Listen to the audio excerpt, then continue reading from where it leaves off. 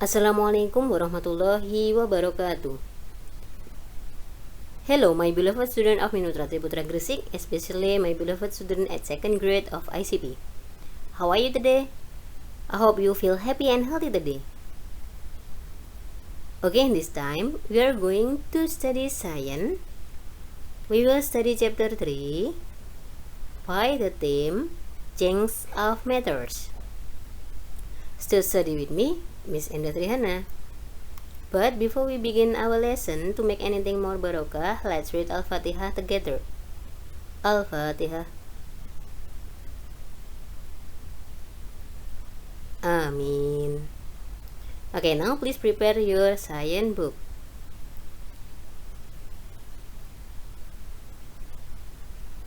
In this chapter, we will learn to recognize how some of things can change their shape. And then, we will learn to investigate and describe how some of things change when heated or cooled. And then, we will also learn to recognize that some solid can dissolve in water. Jadi, di dalam chapter 3 ini, khususnya dalam video pembelajaran ini, kita akan belajar 3 poin. Yang pertama, kita akan belajar mengenali bagaimana beberapa benda bisa berubah bentuknya. Kemudian yang kedua, kita juga akan menginvestigasi dan juga mendeskripsikan bagaimana benda-benda bisa berubah ketika dipanaskan atau didinginkan. Kemudian yang ketiga, kita akan belajar mengenali beberapa benda padat yang bisa larut di dalam air. Okay, guys? Let's begin to study. Here we go. We will study the first point, that is how can things change their shapes. The shapes of the things can change by bending, squashing, stretching, and twisting. Di poin yang pertama, kita akan belajar mengenali bagaimana benda-benda bisa berubah bentuknya. Let's discuss the first point, that is bending. The things which are flexible are easy to bend. We can bend a plastic ruler by pushing on its end. You may analyze the picture. Jadi, cara yang pertama yang digunakan untuk mengubah bentuk benda yaitu adalah bending. Apa itu bending? Bending artinya dilengkungkan atau dibengkokkan. Benda-benda yang fleksibel atau lentur bisa dibengkokkan dengan mudah. Kita juga bisa membengkokkan sebuah penggaris plastik dengan cara menekan ujung-ujungnya. Kalian bisa mengamati pada gambar yang ada di dalam video tersebut. And then look at this boy. He also bent a book by pushing on its end. Coba mati anak laki-laki tersebut. Dia juga menekuk atau membengkokkan atau melengkungkan sebuah buku dengan cara menekan ujung buku tersebut. You may try it at your home. These are some examples of the things which can be bending easily. The first is paper crane, the second is ribbon bow, and the third is shoelace. Beberapa contoh benda yang bisa dibengkokkan dengan mudah yaitu yang pertama paper crane. What is that? Kertas lipat, and then pita, kemudian ketiga adalah tali sepatu.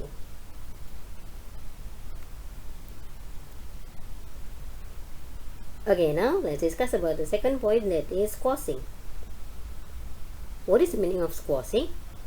Squashing means diremukkan atau diremas. Let's look at this picture. Put an orange on your palm. After that, squash it. What will happen? As automatically, the shape will change. Coba kalian letakkan sebuah jeruk di telapak tangan kalian, kemudian remas buah jeruk tersebut. Apa yang terjadi? Tentu saja, bentuk dari buah jeruk tersebut akan berubah. And in the second picture, or in the second example, take a can. After that, squash it. What will happen? As automatically, the shape will change. Kemudian contoh yang kedua, kalian ambil kaleng yang kosong, kemudian letakkan di telapak tangan kalian, kemudian remaslah. Apa yang akan terjadi? tentu saja bentuknya akan berubah. And then the third point, that is stretching. What is the meaning of stretching? Stretching means direnggangkan. Look at the picture. What are they doing? They are stretching an exercising band by pulling on its end. An exercising band change in shape. It become longer. Mereka sedang merenggangkan sebuah karet olahraga dengan cara menarik setiap ujungnya. Sebuah exercising band atau sebuah karet olahraga berubah bentuknya, berubah menjadi lebih panjang dari bentuk semula karena direnggangkan. Things that can return to their shape after being stretched are elastic. When elastic things are stretched too much, they cannot return to their original shape. Jadi, benda-benda yang bisa kembali ke bentuk semula setelah direnggangkan itu disebut dengan benda yang elastis. Ketika benda-benda elastis tersebut direnggangkan terlalu banyak, mereka tidak bisa kembali ke bentuk aslinya.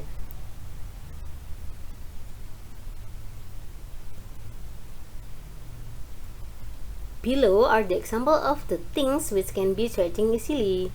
The first is rubber bands, the second is modeling clay, and the third is socks. Berikut ini adalah contoh-contoh benda yang bisa direnggangkan dengan mudah, yaitu karet gelang, dan yang kedua adalah plastisin, dan yang ketiga adalah kaos kaki. You may try it with your parent at home.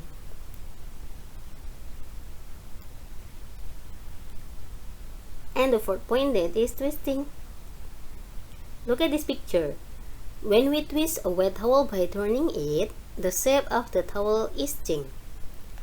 Ketika kita memilih sebuah handuk yang basah dengan cara memutarnya, bentuk dari handuk tersebut akan berubah.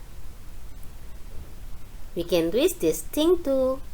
The first is wire, the second is rope, the third is thread, and the last is hair. Kita juga bisa melilitkan atau memilih benda-benda berikut ini. Yang pertama adalah kabel, yang kedua adalah tali, yang ketiga adalah adonan kue, dan yang keempat adalah rambut.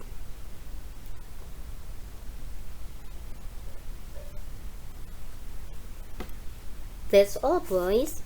We have studied about bending, squashing, stretching, and twisting. That is the way how can things change their shape. And now let's discuss the second point, that is how can things change when heated or cooled. But before we study about that, we will discuss about kinds of methods. There are three kinds of methods. The first is solid, the second is liquid, and the third is gas. Kemudian di poin yang kedua, kita akan belajar tentang bagaimana benda-benda bisa berubah bentuk ketika dipanaskan atau didinginkan.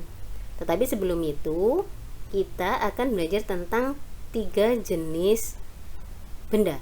Yang pertama adalah solid atau benda padat.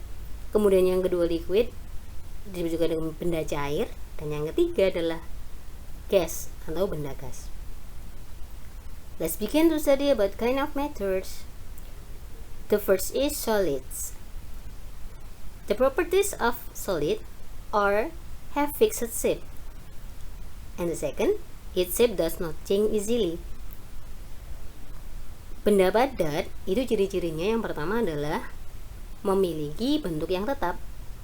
Kemudian yang kedua, bentuknya tidak bisa berubah dengan mudah. The example of solid methods is chair, desk, and also kitchen cupboard. Contoh dari benda padat yang bentuknya tetap dan sulit untuk berubah itu antara lain kursi, meja, dan juga lemari dapur.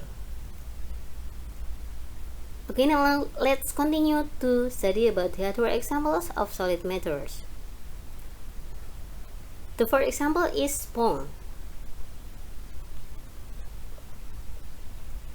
The characteristic of sponge is soft to touch, and then sponge is lightweight. Contoh benda padat yang keempat adalah busa. Busa itu terasa lembut ketika disentuh, dan juga busa itu sangat ringan. And then the fifth example of solid meteor is stone or bricks. The characteristic of stone is hard to touch and then heavy to lift. Contoh yang kelima adalah batu. Ciri-cirinya itu keras ketika disentuh, dan yang kedua itu berat ketika diangkat. And then the sixth example of solid metals is uncooked rice and pulse.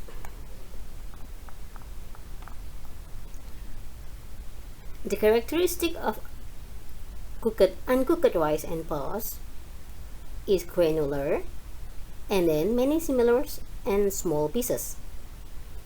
Contoh yang keenam dari benda padat contoh keenam dari benda padat adalah nasi atau beras dan juga kacang-kacangan. Ciri-cirinya mereka itu berbentuk butiran, kemudian memiliki kesamaan. Apa kesamaannya? Mereka memiliki bentuk-bentuk yang sangat kecil.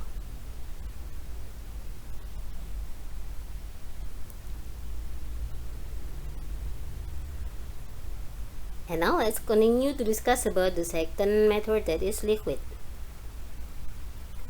The properties of liquids are can flow. And then the second is can be poured into some container. And the third, take the shape of the container it is poured into.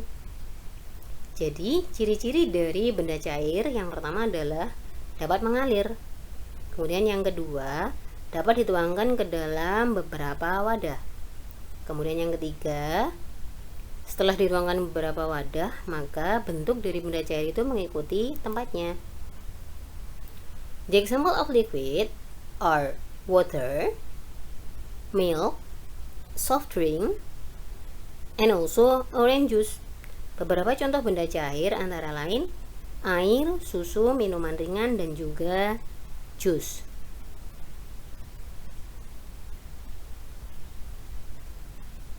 The other example of liquid is oil. The properties of oil are greasy to touch and then transparent. It means easy to see through it and clear. And then runny when it poured. Contoh benda cair yang kelima adalah oil atau minyak. Ciri-cirinya greasy to touch. Apa itu greasy to touch? Berminyak ketika disentuh, terasa lengket. Kemudian yang kedua, transparan. Kita bisa melihat dengan jelas. Kemudian yang ketiga, runny when it poured. Encer ketika dituangkan.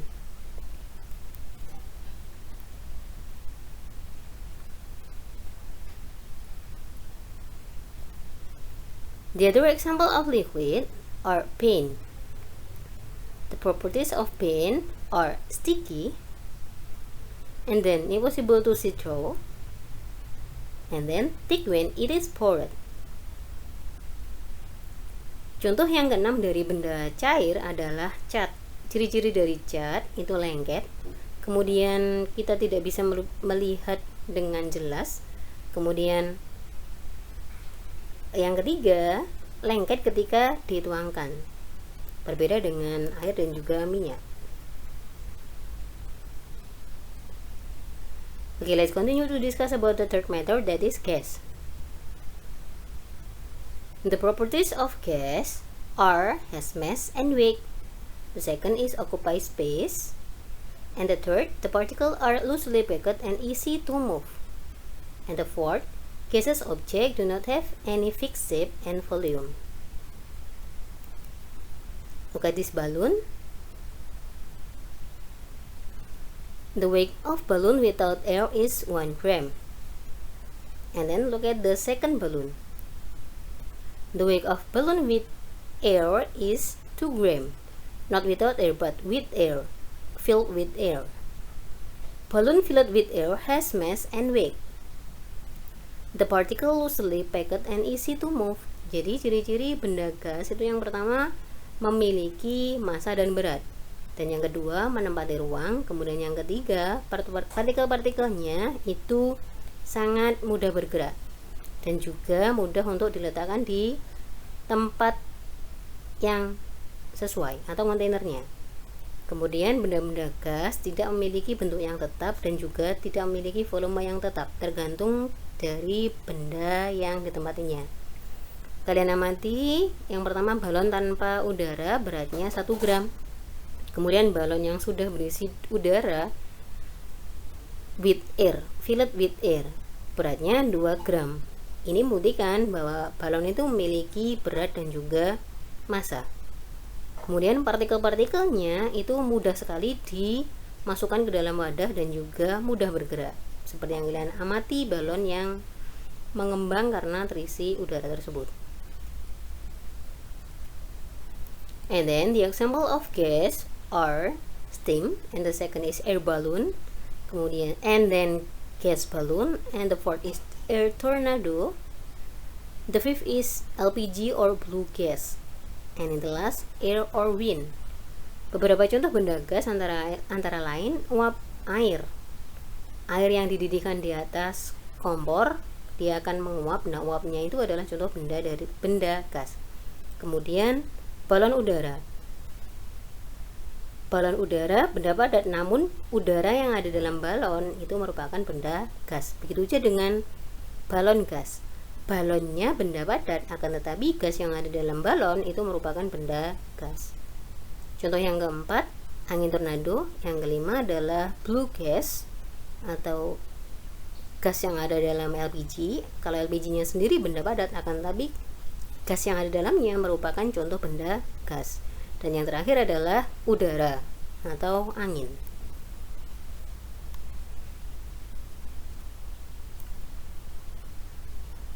Okay, you have studied about 3 kinds of matters. Now, let's continue to study what will happen to the things when it is cooled or heated. Apa yang akan terjadi terhadap benda-benda ketika dipanaskan atau didinginkan? The first, when a solid heated, it can change into a liquid. This is called melting. Jadi, benda padat apabila dipanaskan, maka akan berubah menjadi benda cair, yang mana proses perubahan bentuk benda tersebut disebut dengan meleleh. Second, when liquid is cooled, it can change into solid. This is called freezing. Ketika benda-benda cair didinginkan, maka akan berubah menjadi benda padat, yang mana proses perubahan bentuk benda itu disebut dengan pembekuan atau freezing.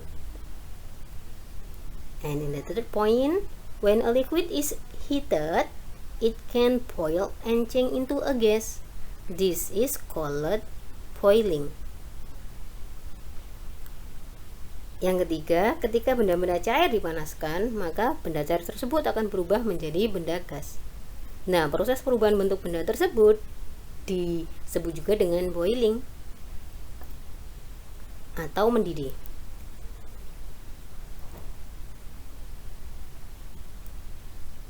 Okay, let's continue about the example of melting, freezing, and boiling process. The first is melting. Look at this ice cube. Ice cube is solid matter. It cannot flow. Put ice cube on the table. The ice cube will melt. Contoh-contoh benda atau contoh-contoh perubahan benda karena meleleh, membeku, dan juga melalui proses pendidihan. Yang pertama kita bahas tentang melting. Sebuah es batu itu merupakan benda padat. Es batu tersebut tidak bisa mengalir. Nah, sekarang coba letakkan sebuah es batu di atas meja. Lama-kelamaan es batu tersebut akan meleleh. It change into water. Water is liquid. It can flow. Nah, perubahan es batu menjadi air itu disebut dengan melting. Es batu berubah menjadi air. Airnya merupakan benda cair. Benda cair bisa mengalir. And then look at this candle. Candle is solid matter. Burn the candle with fire. The candle will melt. Lilin adalah benda padat. Bakarlah lilin tersebut dengan api, maka lilin tersebut akan meleleh. It change into liquid. Candle yang awalnya benda padat, setelah dipanaskan maka akan berubah menjadi benda cair.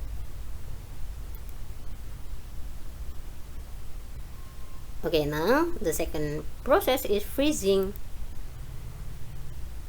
This is water. Put the water into freezer. What will happen? The water will change, become an ice cube. Coba letakkan air di dalam sebuah cetakan es batu. Kemudian masukkan air tersebut ke dalam freezer. Setelah beberapa saat, air tersebut akan berubah menjadi es batu. Nah, proses tersebut yaitu proses freezing atau pembekuan.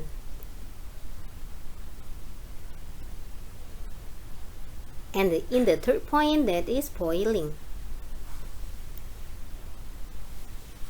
Water is liquid. She puts a pan of water on the stove. Water becomes hot when it is heated. It boils and changes into steam. Steam is another state of water. It is a gas. Air adalah benda cair. Anak perempuan tersebut meletakkan sebuah panci berisi air di atas sebuah kompor yang menyala. Lama-kelamaan air akan menjadi panas. Setelah itu airnya mendidih. Air yang mendidih berubah menjadi uap air. Nah, uap air tersebut merupakan bentuk lain dari air, yaitu benda gas. Jadi uap air merupakan benda gas. Steam cannot be seen. Uap air tidak bisa kita lihat.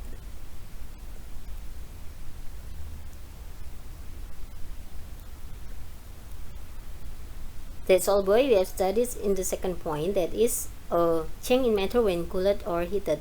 Now let's continue to discuss the third point, that is how can solid change when mixed with water. Di poin yang pertama kita sudah belajar tentang perubahan bentuk benda. Kemudian yang kedua, perubahan bentuk benda karena dipanaskan dan juga didinginkan. Kemudian yang ketiga, bagaimana benda padat bisa berubah ketika dicampur dengan air. Here we go. Look at this girl. She has been. A girl mixes some beans with a glass of water. A boy mixes some salt with another glass of water. Seorang anak perempuan memiliki biji-bijian, kemudian dia menuangkan biji-bijian ke dalam segelas air dan mengaduknya. Sedangkan anak laki-laki tersebut memiliki garam, kemudian dia memasukkan garam ke dalam sebuah gelas yang berisi air, kemudian diaduk. What will happen? Apa yang akan terjadi? What will they see? Coba kira-kira apa yang akan mereka lihat? After some moment, the girl said, I can still see the beans after mixing them with water. Setelah beberapa saat, perempuan tersebut mengatakan, aku tetap bisa melihat biji-bijianku setelah mencampur biji-bijian tersebut ke dalam air.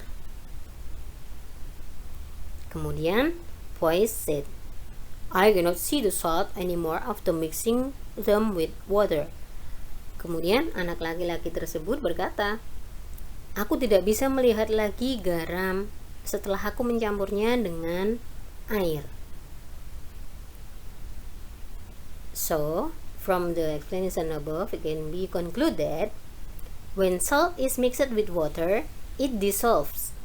The salt breaks up into very tiny bits in water. The salt cannot be seen anymore, but it is still in the water. We know this because the water taste is salty. Beans do not dissolve in water. They can still be seen after mixing with water. Jadi dari percobaan tersebut dapat disimpulkan bahwa ketika garam dicampurkan dengan air, maka garam tersebut akan larut dengan air. Garamnya berubah menjadi partikel-partikel kecil yang ada dalam air. Kemudian garam tidak dapat dilihat lagi. Akan tetapi garam tersebut tetap ada di dalam air. Bagaimana kok tahu? Kita mengetahui hal tersebut karena airnya akan terasa asin. Nah, itu membuktikan bahwa garam tetap berada di dalam air. Akan tetapi kalau biji-bijian tidak larut di dalam air. Setelah biji-bijian dimasukkan ke dalam air dan dicampur, biji-bijian tersebut tetap bisa terlihat setelah dimasukkan ke dalam air. Itulah bedanya dissolve and do not dissolve, larut dan tidak larut dalam air.